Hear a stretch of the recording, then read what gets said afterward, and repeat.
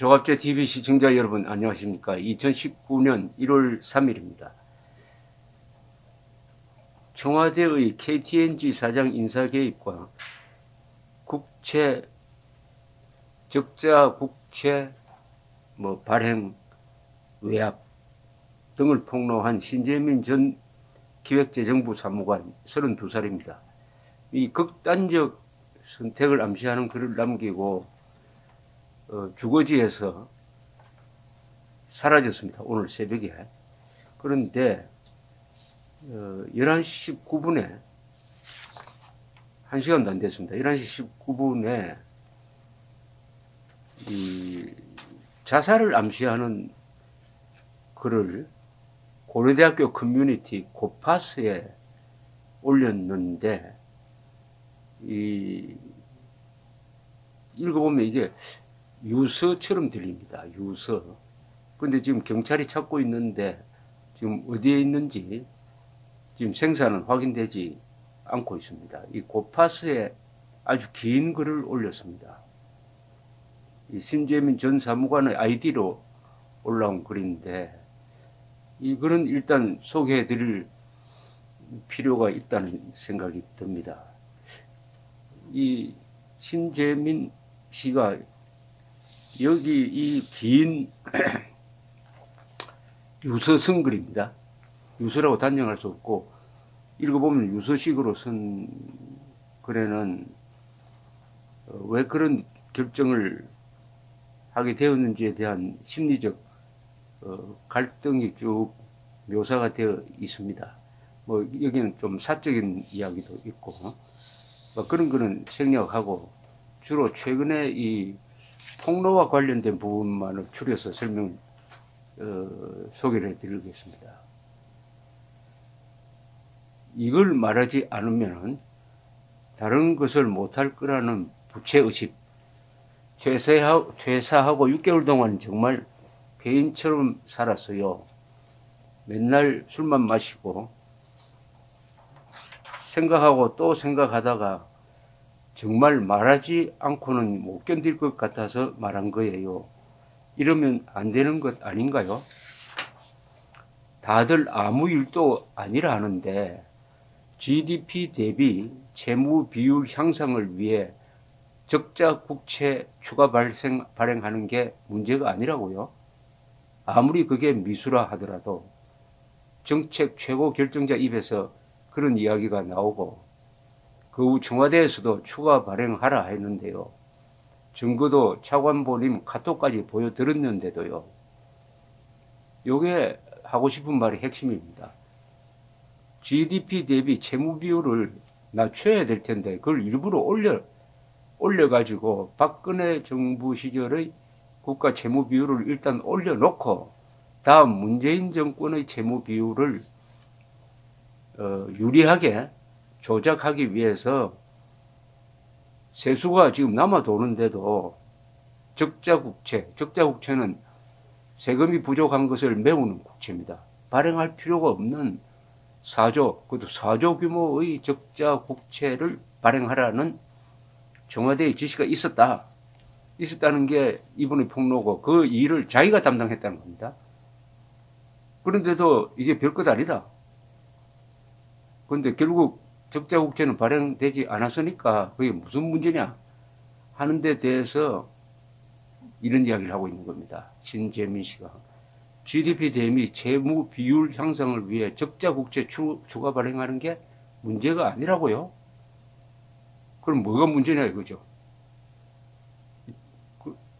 그런데 적자국채를 발행하면 이자가 발생합니다. 이자는 국민이 물어야 되죠. 국가가 물지만 결국은 국민이 물어야 되는데 국민들에게 문재인 정권의 경제 실적을 좋게 만들기 위해서 국민에게 돈 빼앗는 거하고 또 마찬가지 아닙니까?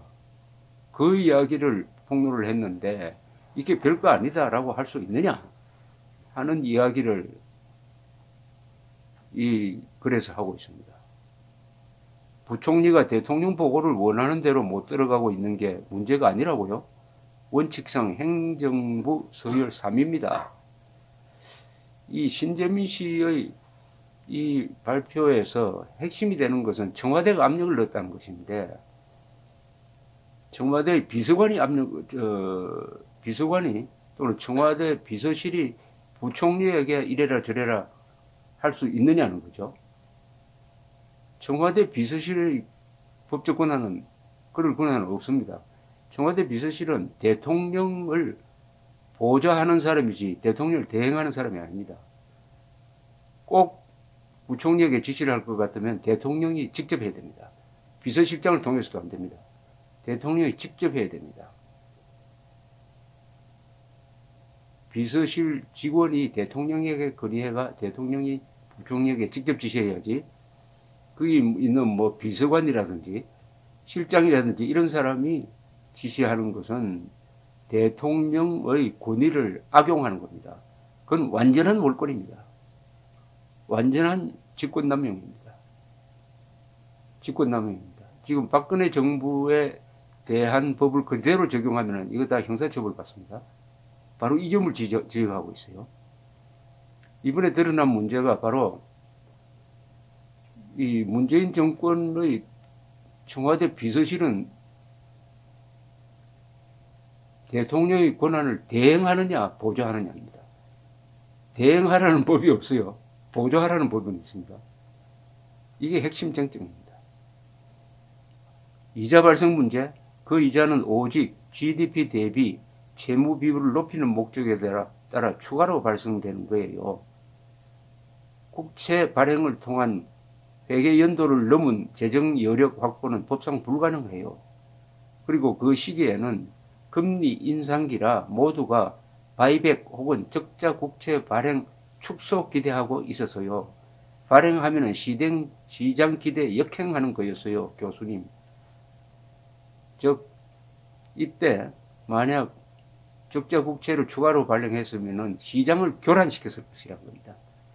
시장이 그냥 물 흐르듯이 그냥 가는데, 문재인 정권의 인기를 높여주기 위해서 또 박근혜 정부를 골탕 욕보이게 하기 위해서 이런 조작을 하면 시장 기능이 무너진다는 지적입니다. 바로 이게. 그러면 반시장 경제면 헌법에 반하는 것이죠. 박근혜 대통령이 어떤 기업체에 납품을 부탁했다. 그리고 CJ의 경영권에 개입을 했다 하는 걸 가지고 탄핵 사유로 삼았던 세력입니다. 그런데 KTNG 인사에 개입한다든지 이 적자 국채 발행 압박을 넣은 게 사실이라면 이것은 그게 비교가 안 되는 헌법 위반이고 반시장적 정책입니다.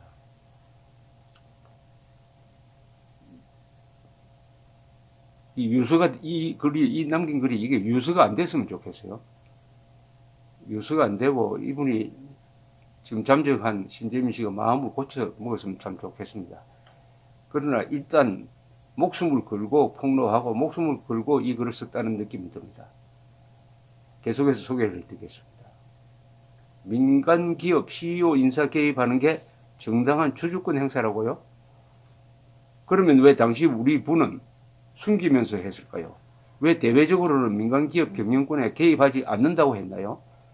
만약 정말 이 정도 개입이 괜찮다 생각하셨다면 국민들에게 공개하면서 하셨어야죠. 이것도 맞는 말 아닙니까?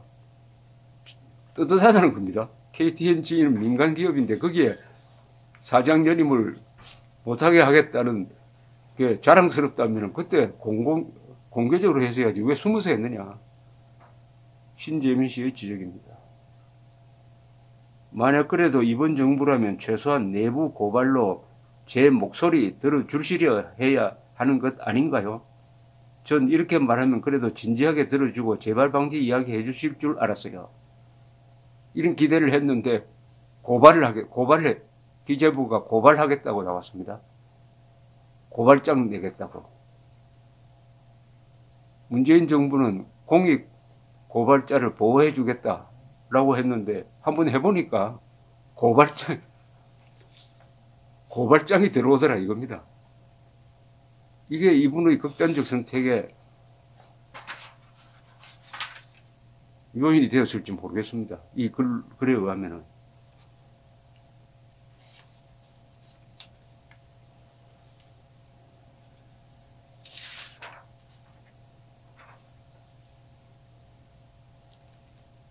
누구나 나 때문에 피해를 본다는 것. 아무리 공익이건 정익이건 말을 해봤자 나 때문에 피해본 사람이 있으면은 두 배로 갚아야 하는 것 아닐까. 박성동 국장님 죄송합니다. 존경했습니다. 조규홍 차관보님 죄송합니다. 상사가 아니라 선배로 생각하라 해주셨는데 제가 부족했습니다. 뭐 이런 분들한테 부끄럽고 먼저 가서 죄송합니다. 이런 내용도 있습니다. 아무리 생각해도 이게 공익이고 정의라 해도 내가 죽어야 저울의 척추가 맞는 것 같다. 이것은 아무리 공익이라도 남에게 피해를 주었으니까 나도 죽어야 한다. 이런 이야기인데 이것도 실현이 안 됐기를 바랍니다. 나라가 조금 더 나아지고 조금씩 시스템이 더 개선되길 바랄 뿐이다. 이런 말도 남겼습니다.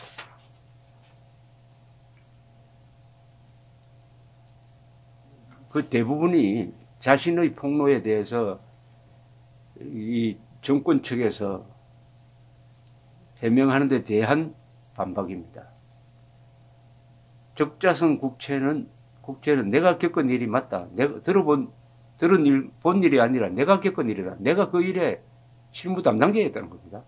그런데도 뭘 모르고 한다는 그런 비판이 나오니까 얼마나 화가 났겠습니까? 그런 심정을 여기 담았습니다. 내 귀로 GDP 대비 채무 비율을 낮추지 않는 게 중요하다라고 들었다.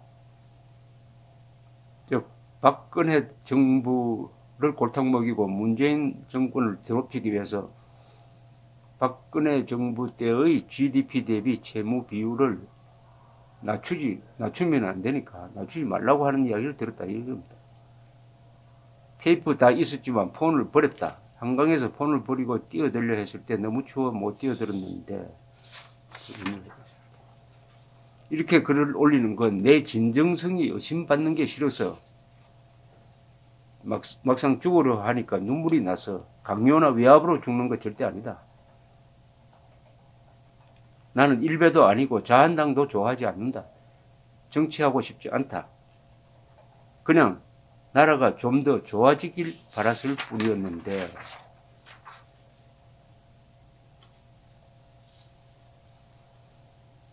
KTNG는 제가 공개한 문건과 직접 일을 했던 제 목소리 정도면 인정받을 수 있다 생각했다. 그런데 아니라고 자신의 폭로를 부정하는 이야기에 실망했다는 그런 것 같습니다.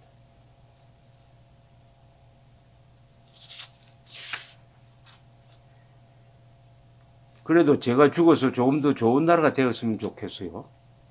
내부 고발을 인정해주고 당연시 여기는 문화.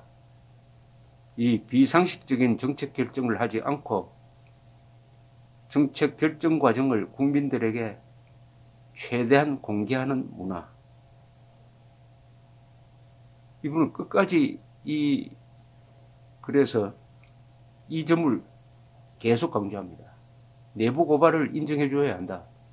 그것이 누구를 음해하기 위한 것이거나 자기 개인의 목적을 위한 것이, 개인의 영달을 위한 것이 아니라면은 공익이면은 그리고 비상식적 정책 결정을 하지 않고 정책 결정 과정을 국민들이 공개해야 한다. 죽음으로라도 제 진심을 인정해 주셨으면 좋겠어요.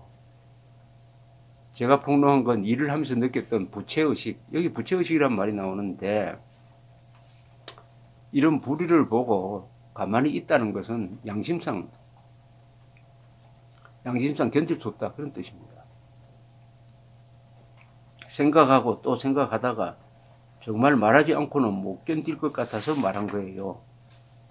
다들 아무 일도 아니라 하는데 GDP 대비 채무 비율 향상을 위해 적자 국채 추가 발행하는 게 문제가 아니라고요. 아무리 그게 미수라 하더라도 정책 최고 결정자 입에서 그런 이야기가 나오고 그 청와대에서도 추가 발행하라 하는데요. 증거도 차관보님 카톡까지 보여드렸는데요. 이 정도면 나를 믿었어야 되는 것 아니냐. 아까 했던 이야기에 나오는 겁니다.